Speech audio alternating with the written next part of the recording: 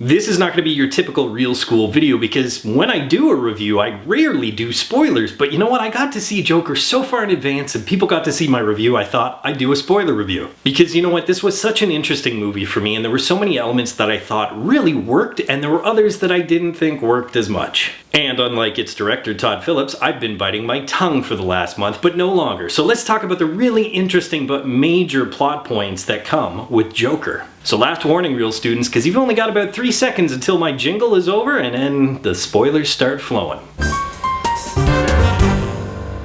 To quote another Joker, and here we go. One of the biggest twists that I really did not see coming is that we just don't know how much of the story actually took place. Now, how that's revealed is actually one of the most terrifying moments of the entire film. When we find out that he never went out with Sophie, that she barely even knows him, and yet somehow he got inside her apartment and terrified her. That was really scary, and that was pretty much what the Joker should be. But it also affects the entire rest of the film. Todd Phillips, when he was at the Joker screening at TIFF that I got to see, had said that this was an indirect reference to The Killing Joke, where the Joker says, and I'm paraphrasing, he wants his past to be multiple choice. And I really liked that not only did they touch on that from a classic comic book, but they literally showed how mentally unstable Joker can be. And in fact, when you see him sit down with his psychiatrist at the end of the film, and he's laughing and she asks, well, what's so funny? His response is, you wouldn't get it. Almost as if the entire events of the film could have been in his head. As an English teacher, this element actually reminded me of one of my favorite novels that occasionally I still torture high school students with, and that's Catcher in the Rye. Because Holden, the main character, is a lot like Joker in a lot of ways. He's socially inept, he's violent, he's mentally unstable, and in fact, he makes a reference at the end of the novel to being in some sort of facility. So, because he's also a compulsive liar, was he mentally unstable this entire time? Did he make up this entire book, or did it actually happen? And so there are several segments in Joker where you know to be fictionalized, but you can't really trust anything. The fact is, did Randall, his co-worker and fellow clown, actually give him the gun that got him fired? Were they actually friends? Did Randall come to his apartment to apologize? What happened with that whole situation? To be honest, you just never know. But within the story, we also find out that Arthur wasn't the only one who had some kind of psychosis, some kind of mental health issue. It's also revealed that Arthur, who may or may not have been adopted/abducted, was abused when he was a child. In fact, it might have been the brain damage that caused the mental health issues that created the Joker. But we also don't know how much of his mom's story we can trust, because she too was apparently delusional, schizophrenic, and that actually interferes with one huge plot bomb that comes pretty much halfway through this movie. At one point, Arthur is told that Thomas Wayne is probably his father, and that's huge when it comes to the Batman storyline, but it was also a twist that we can't completely trust. Both Alfred and Thomas Wayne say that Penny Fleck is delusional, but if it is true, it still really works for this character. All the great superhero/supervillain relationships work on the same premise, that they are two sides to the same coin. The only thing that separates them, the choices they make. Take, for instance, Wolverine and Sabretooth. I know they're not DC, but they're great examples of how two characters who are very similar can go in two drastically different directions. They're basically the same character when it comes to their abilities and their backstory. They've even been presented as siblings or father and son in some histories, but both try to keep the animal at bay. Wolverine, however, makes better decisions, becomes a member of a team and a productive member of society, but Sabretooth just lets the animal loose.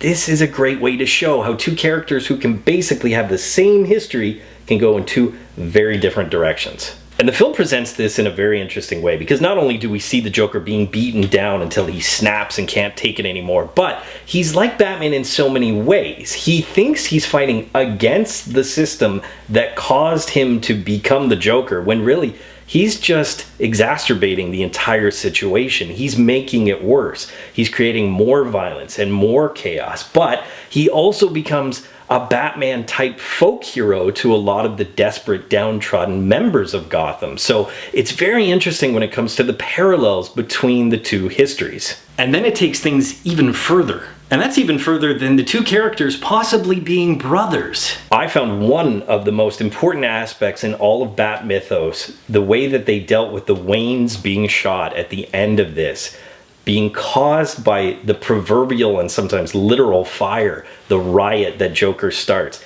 That is immensely interesting to me because their histories, their fates are interminably linked. Because even if you're a super fan and you can't get over the fact they retconned that history, it does have kind of a reverse to it, where instead of Joker being created as a result of Batman's actions indirectly, Batman's created indirectly because of the Joker's actions. The only thing that I really couldn't get over is how much of a dick they made Thomas Wayne in this film. I felt that that was really shoehorning the character to force a narrative, because granted, it might be from the perspective of Arthur, so we see that privileged 1% as nothing but privileged and rude and perhaps even violent, but it was a bit of a betrayal. And I don't like when they change too many things about a character. I know, granted, we've seen so many comic book movies that histories are inevitably changed and things are never the same as they are in the comic. But I gotta tell you, I have never liked it when they've messed with core values of characters.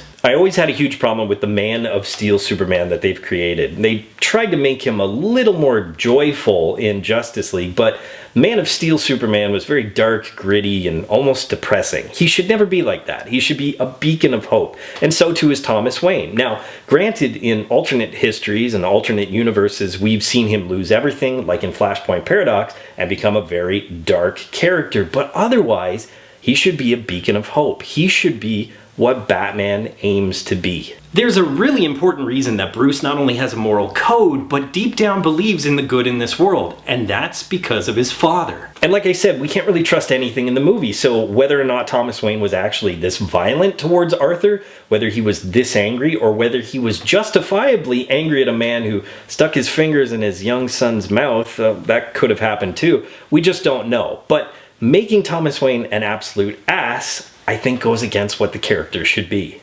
Ultimately, I just felt like they could have used a different character. It didn't have to be Thomas Wayne. I understand that the narrative is important, and I understand that perhaps Arthur made the whole thing up, but to make Thomas Wayne a jerk, I think, goes against a lot of what Batman stands for and a lot of what was within the Bat mythos. Those are just some of the major plot points that I wanted to discuss, but I want to hear from you. So let the spoilers fly in the comments section below and let the discussion commence. I want to thank all my new subscribers who came to me as a result of the success of my Joker review. If you haven't done so already, please subscribe and check out my TIFF playlist for some amazing reviews of upcoming films. But until then, school's out.